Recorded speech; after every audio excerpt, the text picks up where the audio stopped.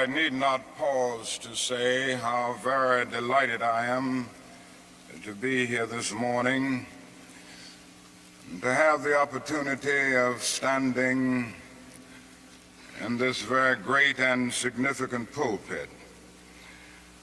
And I do want to express my deep personal appreciation to Dean Sayre and all of the cathedral clergy for extending the invitation. It is always a rich and rewarding experience to take a brief break from our day-to-day demands in the struggle for freedom and human dignity and discuss the issues involved in that struggle with concerned friends of goodwill all over our nation. And certainly it is always a deep and meaningful experience to be in a worship service. And so for many reasons, I'm happy to be here today. I would like to use as a subject from which to preach this morning, remaining awake through a great revolution. And the text for the morning is found in the book of Revelation. There are two passages there that I would like to quote. It's in the 16th chapter of that book. Behold, I make all things new. Former things are passed away. I'm sure that most of you have read that arresting little story from the pen of Washington Irving entitled Rip Van Winkle. The one thing that we usually remember about the story is that Rip Van Winkle slept 20 years. But that is another point in that little story that is almost always completely overlooked. It was a sign in the end from which Rip went up in the mountain for his long sleep. When Rip Van Winkle went up in the mountain, the sign had a picture of King George III of England. When he came down 20 years later, the sign had a picture of George Washington, the first president of the United States. And Rip Van Winkle looked up at the picture of George Washington, but in looking at the picture, he was amazed. He was completely lost. He knew not who he was. And this reveals to us that the most striking thing about the story of Rip Van Winkle is not merely that Rip slept 20 years, but that he slept through a revolution.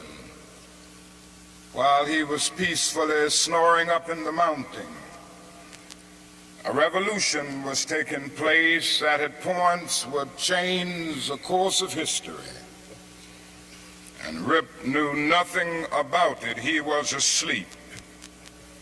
Yes, he slept through a revolution.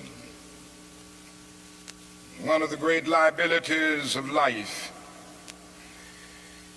is that all too many people find themselves living amid a great period of social change, and yet they fail to develop the new attitudes, the new mental responses that the new situation demands. They end up sleeping through a revolution. There can be no gainsaying of the fact that the great revolution has taken place in the world today. In the sense it is a triple revolution. That is a technological revolution with the impact of automation and cybernation.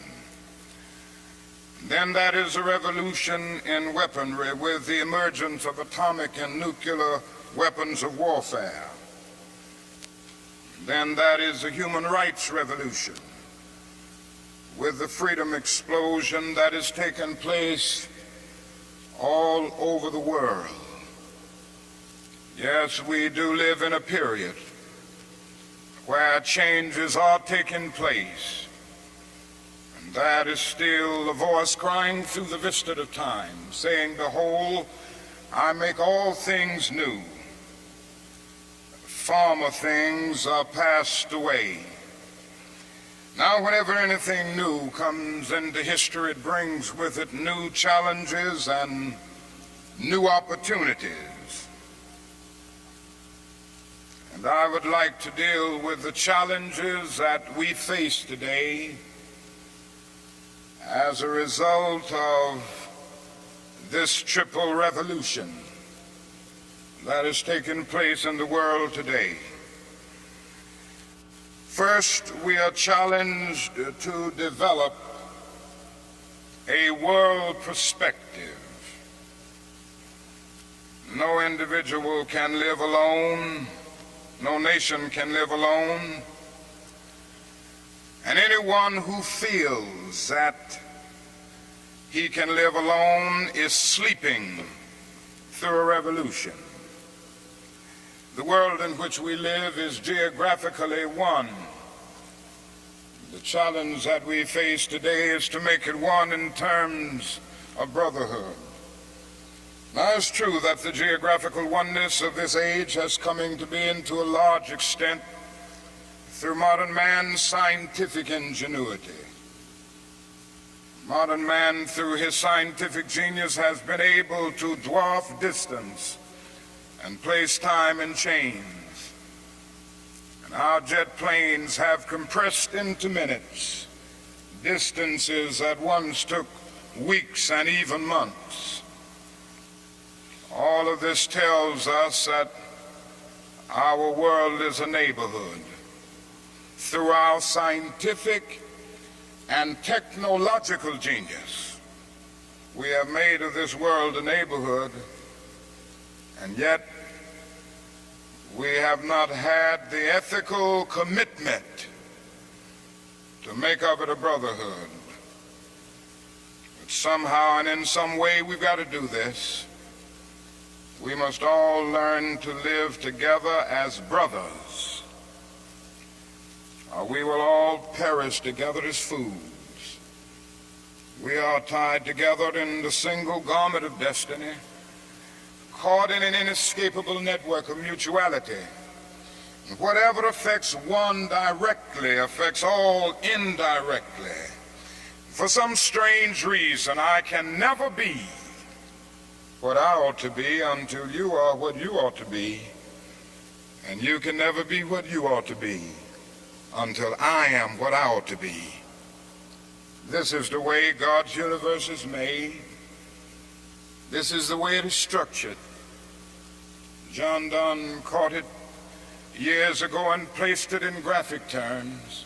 No man is an island entire of itself. Every man is a piece of the continent, a part of the main. And he goes on toward the end to say, any man's death diminishes me because I am involved in mankind. Therefore never sin to know for whom the bell tolls. It tolls for thee. We must see this, believe this, and live by it if we are to remain awake through a great revolution. Secondly, we are challenged to eradicate the last vestiges of racial injustice from our nation. I must say this morning that Racial injustice is still the black man's burden and the white man's shame. It is an unhappy truth that racism is a way of life for the vast majority of white Americans, spoken and unspoken, acknowledged and denied, subtle and sometimes not so subtle. The disease of racism permeates and poisons a whole body politic. And I can see nothing more urgent than for America to work passionately and unrelentingly to get rid of the disease of racism. Something positive must be done. Everyone must share in the guilt, as individuals and as institutions. The government must certainly share the guilt. Individuals must share the guilt. Even the church must share the guilt. We must face the sad fact at 11 o'clock on Sunday morning when we stand to sing, "In Christ there is no east nor west." We stand in the most segregated hour of America. The hour has come for everybody, and for all institutions, for the public sector and the private sector, to work to get rid of racism. Now, if we are to do it, we must honestly admit certain things and get rid of certain myths that have constantly been disseminated all over our nation. One is the myth of time. It is a notion that only time can solve the problem of racial injustice. And there are those who often sincerely say to the Negro and his allies in the white community, "Why don't you slow up? Stop pushing things so fast. Only time can solve the problem. And if you will just be nice and patient and continue to pray, in 100 or 200 years, the problem will work itself out." Well, that is an answer to that myth. And it is that time is neutral. It can be used either constructively or destructively.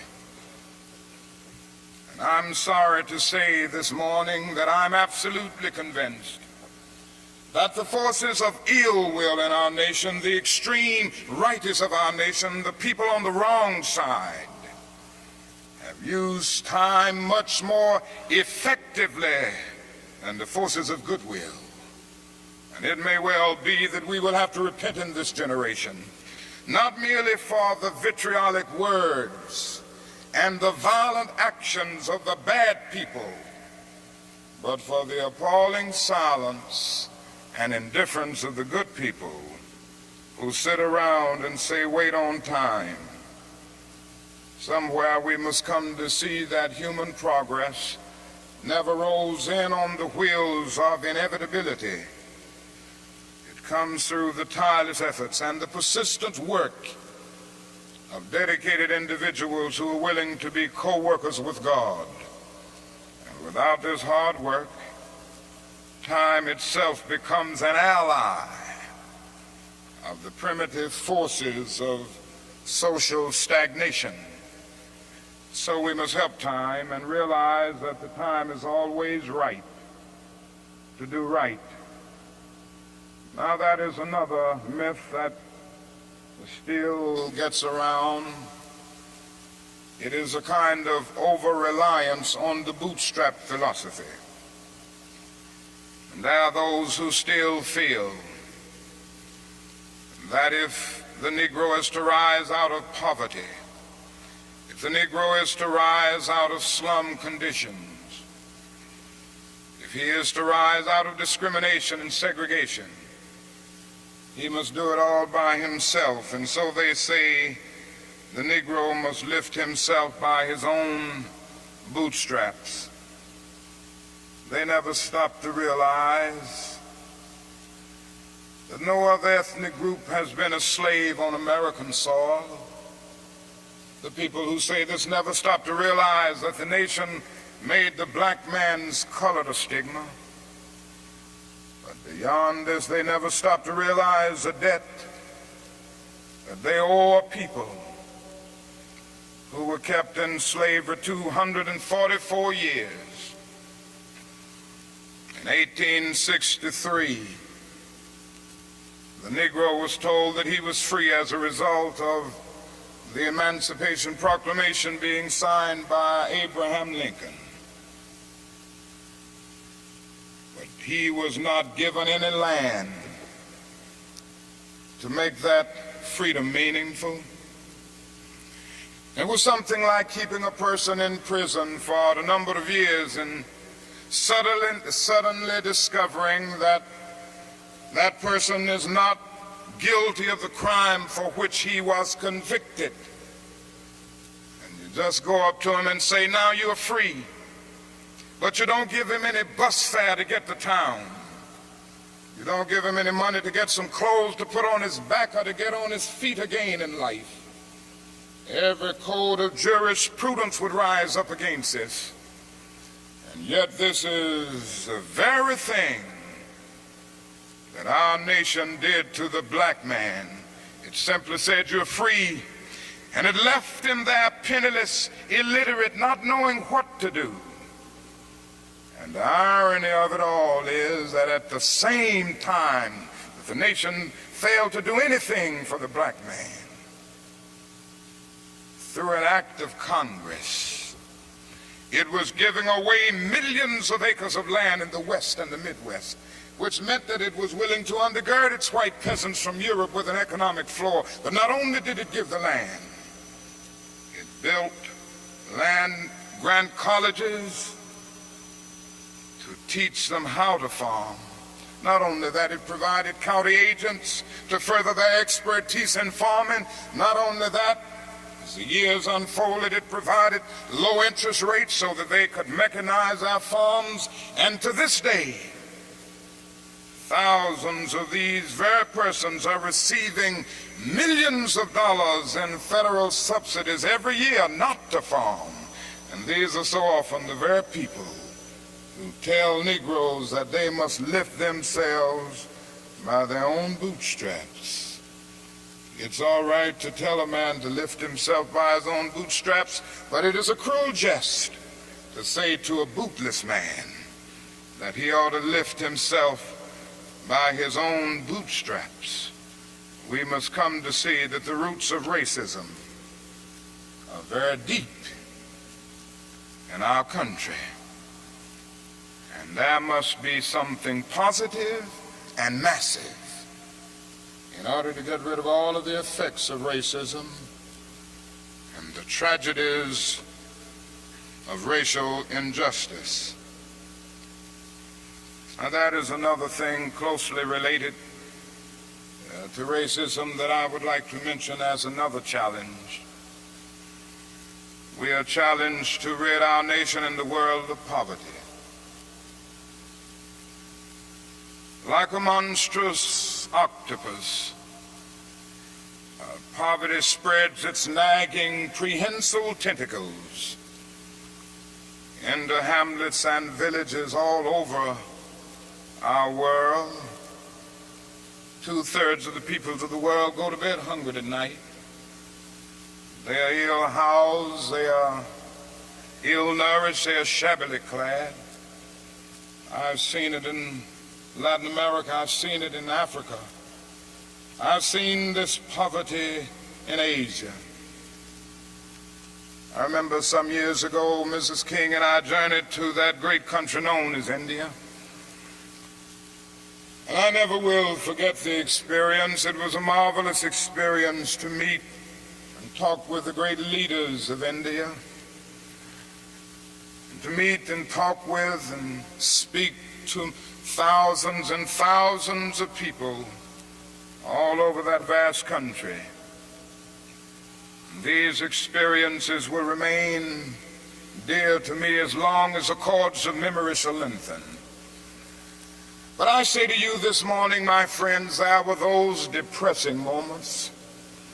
How can one avoid being depressed when he sees with his own eyes evidences of millions of people going to bed hungry tonight? How can one avoid being depressed when he sees with his own eyes God's children sleeping on the sidewalks at night? In Bombay, more than 1 million people sleep on the sidewalks every night. In Calcutta, more than 600,000 sleep on the sidewalks every night. They have no beds to sleep in. They have no houses to go in. How can one avoid being depressed when he discovers that out of India's population of more than 500 million people, some 480 million make an annual income of less than $90 a year, and most of them have never seen a doctor or dentist. As I noticed these things, something within me cried out, can we in America stand idly by and not be concerned? And an answer came, oh no, because the destiny of the United States is tied up with the destiny of India and every other nation. And I started thinking of the fact that we spend in America millions of dollars a day to store surplus food. And I said to myself, I know where we can store that food free of charge, in the wrinkled stomachs of the millions of God's children all over the world who go to bed hungry at night. And maybe we spend far too much of our national budget establishing military bases around the world rather than bases of genuine concern and understanding. But not only do we see poverty abroad, I would remind you that in our own nation there are about 40 million people who are poverty-stricken. I have seen them here and there. I've seen them in the ghettos of the North. I've seen them in the rural areas of the South. I've seen them in Appalachia. I've just been in the process of touring many areas of our country. And I must confess that in some situations, I have literally found myself crying. I was in Marks, Mississippi the other day, which is in Quitman County, the poorest county in the United States.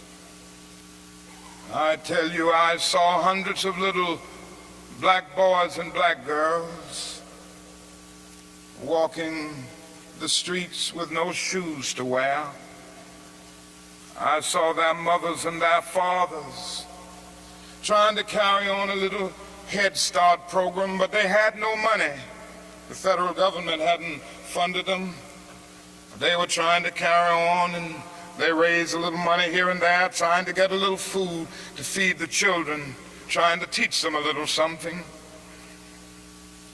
And I saw mothers and fathers who said to me, not only were they unemployed, but they didn't get any kind of income, no old age pension, no welfare check or anything. I said, how do you live? And they say, well, we go around to the neighbors and ask them for a little something. When the berry season comes, we pick berries. When the rabbit season comes, we hunt and catch a few rabbits. And that's about it. And I was in Newark and Harlem just this week. And I walked in to the homes of welfare mothers. I saw them in conditions, no, not with wall-to-wall carpet, but wall-to-wall rats and roaches. I stood in an apartment, and this welfare mother said to me, the landlord will not repair this place. I've been here 2 years. And he had made single repair. She pointed out her little boy who was a victim of lead poisoning. She pointed out the walls with all of the ceiling falling through. She showed me the holes where the rats came in. And she said, night after night, we have to stay awake, keep the rats and the roaches from getting to the children. I said, how much do you pay for this apartment? She said, $125. And I looked and I thought and said to myself, it isn't worth $60. Poor people are forced to pay more for less, living in conditions day in and day out where their whole area is constantly drained without being replenished. It becomes a kind of domestic colony. And the tragedy is, so often these 40 million people are invisible because America is so affluent, so rich, because our expressways carry us away from the ghetto. We don't see the poor. Jesus told a parable one day, and he reminded us that a man went to hell because he didn't see the poor. His name was Diocese. He was a rich man. And there was a man by the name of Lazarus, who was a poor man, but not only was he poor, he was sick. Sores were all over his body. He was so weak that he could hardly move. But he managed to get to the gate of Diocese every day, wanting just to have the crumbs that would fall from his table. Diocese did nothing about it. And the parable ends saying, Diocese went to hell, and there was a fixed gulf now between Lazarus and Diocese. There is nothing in that parable which says that Diocese went to hell because he was rich. Jesus never made a universal indictment against all wealth. It is true that one day a rich young ruler came to him and he advised him to sell all, but in that instance Jesus was prescribing individual surgery and not setting forth a universal diagnosis. And if you will look at that parable with all of its symbolism, you will remember that a conversation took place between heaven and hell, and on the other end of that long distance call between heaven and hell was Abraham in heaven, talking to Diocese in hell. Now, Abraham was a very rich man. If you go back to the Old Testament, you see that he was the richest man of his days. So it was not a rich man in hell talking with a poor man in heaven. It was a little millionaire in hell talking with a multimillionaire in heaven. Diocese didn't go to hell because he was rich. Diocese didn't realize that his wealth was his opportunity. It was his opportunity to bridge the gulf that separated him from his brother Lazarus. Diocese went to hell because he passed by Lazarus every day and he never really saw him. He went to hell because he allowed his brother to become invisible. Diocese went to hell because he maximized the minimum and minimized the maximum. Indeed, Diocese went to hell because he sought to be a conscientious objector in the war against poverty. And this can happen to America, the richest nation in the world. There's nothing wrong with that. This is America's opportunity help bridge the gulf between the haves and the have-nots. And the question is whether America will do it. There's nothing new about poverty. What is new is that we now have the techniques and the resources to get rid of poverty. But the real question is whether we have the will. In a few weeks, some of us are coming to Washington to see if the will is still alive, or if it is alive in this nation. We're coming to Washington in a poor people's campaign. Yes, we're going to bring the tired, the poor, the huddled masses. We're going to bring those who have known long years of hurt and neglect. We're going to bring those who've come to feel that life is a long and desolate corridor with no exit sign. We're going to bring children and adults and old people, people who've never seen a doctor or a dentist in their lives. We're not coming to engage in any histrionic gesture. We're not coming to tear up Washington. We're coming to demand that the government will address itself to the problem of poverty. We read one day, we hold these truths to be self-evident, that all men are created equal, that they are endowed by their Creator with certain inalienable rights, that among these are life, liberty, and the pursuit of happiness. But if a man doesn't have a job or an income, he has neither life nor liberty and the possibility for the pursuit of happiness. He merely exists.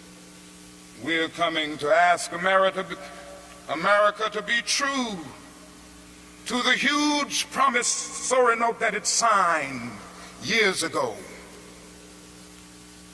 We're coming to engage in dramatic, non-violent action to call attention to the gulf between promise and fulfillment, to make the invisible visible. Why do we do it this way? We do it this way because it is our experience that the nation doesn't move around questions of genuine equality for the poor and for black people until it is confronted massively, dramatically, in terms of direct action. Great documents are here to tell us something should be done. We met here some years ago in the White House Conference on Civil Rights, and we out with the same recommendations that we will be demanding in our campaign here, but nothing has been done. The President's Commission on Technology, Automation, and Economic Progress recommended these things some time ago. Nothing has been done. Even the urban coalition made up of mayors of most of the cities of our country, and the leading businessmen have said that these things should be done. Nothing has been done. The Kerner Commission came out with its report just a few days ago and then made specific recommendations. Nothing has been done. And I submit that nothing will be done until people of goodwill put their bodies and their souls in motion. And it will be the kind of soul force brought into being as a result of this confrontation that I believe will make the difference. Yes, it will be a poor people's campaign. This is a question facing America. Ultimately, a great nation is a compassionate nation. America has not met its obligations and its responsibilities to the poor. One day, we will have to stand before the God of history, and we will talk in terms of things we've done. Yes, we will be able to say, we build gargantuan bridges to span the seas. We build gigantic buildings to kiss the skies. Yes, we made our submarines to penetrate oceanic depths.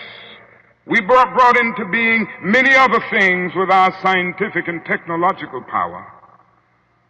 It seems that I can hear the God of history saying, that was not enough, but I was hungry, and ye fed me not. I was naked and ye clothed me not. I was devoid of a decent sanitary house to live in, and ye provided no shelter for me. And consequently, you cannot enter the kingdom of greatness if ye do it unto the least of these, my brethren. Ye do it unto me. That's the question facing America today. And I want to say one other challenge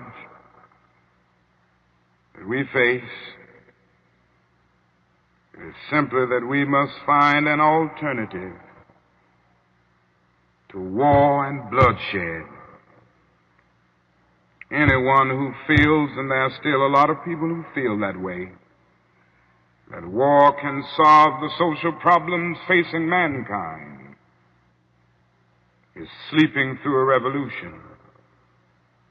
President Kennedy said on one occasion, mankind must put an end to war, or war will put an end to mankind. The world must hear this. I pray God that America will hear this before it is too late, because today we are fighting a war.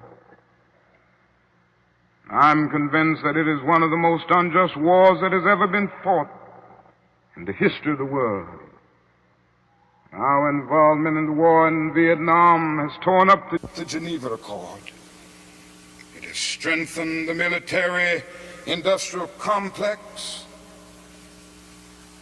It has strengthened the forces of reaction in our nation. It has put us against the self-determination of the vast majority of Vietnamese people and put us in a position of protecting a corrupt regime that is stacked against the poor. It has played havoc with our domestic destinies. And this day we are spending $500,000 to kill every Viet Cong soldier. Every time we kill one, we spend about $500,000, while we spend only $53 a year for every person characterized as poverty-stricken in the so-called poverty program, which is not even a good skirmish against poverty. But not only that, it has put us in a position of appearing to the world as an arrogant nation. Here we are 10,000 miles away from home, fighting for the so-called freedom of the Vietnamese people when we've not even put our own house in order. And we force young black men and young white men to fight and kill in brutal solidarity.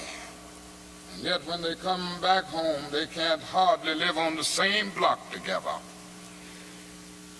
The judgment of God is upon us today. And we could go right down the line and see that something must be done, and something must be done quickly. We have alienated ourselves from other nations, so we end up morally and politically isolated in the world. There's not a single major ally of the United States of America that would dare send a troop to Vietnam, and so the only friends that we have now are a few quiet nations like Taiwan, Thailand, South Korea, and a few others. This is where we are. Mankind must put an end to war, or war will put an end to mankind. And the best way to start is to put an end to the war in Vietnam, because if it continues, we will inevitably come to the point of confronting China, which could lead the whole world to nuclear annihilation. It is no longer the choice, my friends, between violence and nonviolence. It is either nonviolence or non-existence, and the alternative to disarmament, the alternative to a greater suspension of nuclear tests, the alternative to strengthening the United Nations and thereby disarming the whole world, may well be a civilization plunged into the abyss of annihilation, and our earthly habitat will be transformed into an inferno that even the mind of Dante could not imagine This is why I felt the need of raising my voice against that war and working wherever I can to arouse the conscience of our nation on it. I remember so well when I first took a stand against the war in Vietnam, the critics took me on and they had their say in the most negative and sometimes most vicious way. One day a newsman came to me and said, "Dr. King, don't you think you're going to have to stop now opposing the war and move more in line with the administration's policy? Because I understand it has hurt the budget of your organization, and people who once respect you have lost respect. People who once respected you have lost respect for you. Don't you feel that you've really got to change your position?" I looked at him and I had to say, "Sir, I'm sorry, you don't know me. I'm not a consensus leader. I do not determine what is right and wrong by looking at the budget of the Southern Christian Leadership Conference or by taking a sort of Gallup poll of the majority opinion. Ultimately, a genuine leader is not a searcher for consensus, but a mold of consensus. On some positions,